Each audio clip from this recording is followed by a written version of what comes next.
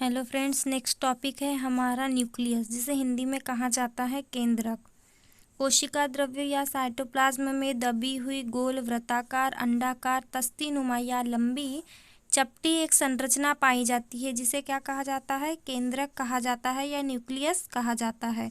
यह कोशिका का सबसे महत्वपूर्ण अंग होता है। यह सेल का सबसे इम्पोर्टेंट ऑर्गन होता है, जिसके द्वारा कोशिका में होने वाली समस्त जैविक प्रक्रियाओं का नियंत्रण या कंट्रोल किया जाता है। इसी कारण क्या कहा जाता है? इसे कोशिका का नियंत्रण कक्ष या कंट्रोल रूम कहते हैं। साधारणतः एक कोशिका में केवल एक ही केंद्रक पाया जाता है। एक कोशिका में कितने केंद्रक पाए जाते हैं? एक केंद्रक पाया जाता है।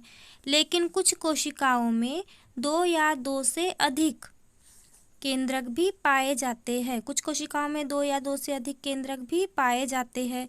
कुछ जीवित कोशिकाओं जैसे स्तनधारियों की लाल रुधिर कणिकाओं जैसे आरबीसी में केंद्रक पूर्णतः अनुपस्थित होता है या एब्सेंट होता है।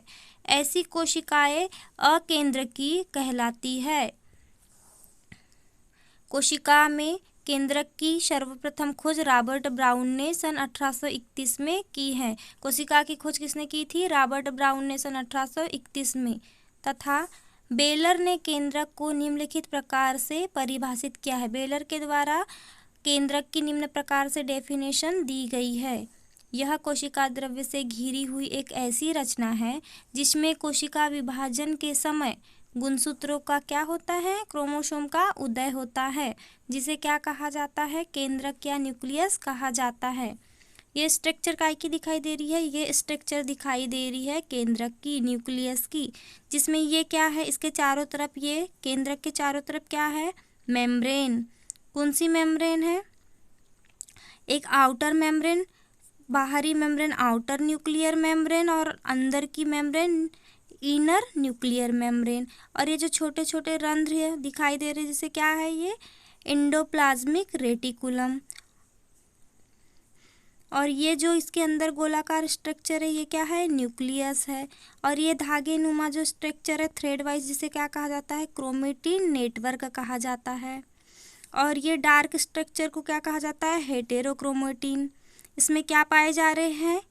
एंडोप्लाज्मिक रेटिकुलम में राइबोसोम। इसमें क्या भरा हुआ है? न्यूक्लियोप्लाज्म। इसमें एक पोर पाए जाते हैं, छिद्र पाए जाते हैं, जिसे न्यूक्लियर पोर कहा जाता है। और ये जो मुड़ी हुई गोलाकार संरचना दिख रही, जिसे क्या कहा जाता है? बल्ब कहा जाता है। जिसे क्या कहा जाता है? बल्ब कहा जाता है। और आउटर मेम्ब्रेन और इनर मेम्ब्रेन के मध्य में क्या होता है? दोनों के बीच में कुछ स्थान या स्पेस रहता है, जिस स्पेस को क्या कहा जाता है? पेरी न्यूक्लियर स्पेस कहा जाता है। अब इसके अल्ट्रा स्ट्रक्चर की डिटेल्स स्टडी हम इस प्रकार करेंगे। आमाप काय का? न्यूक्लियस का आमाप। केंद्रक के आकार के बारे में कुछ निश्चित नहीं बताया जा सकता है।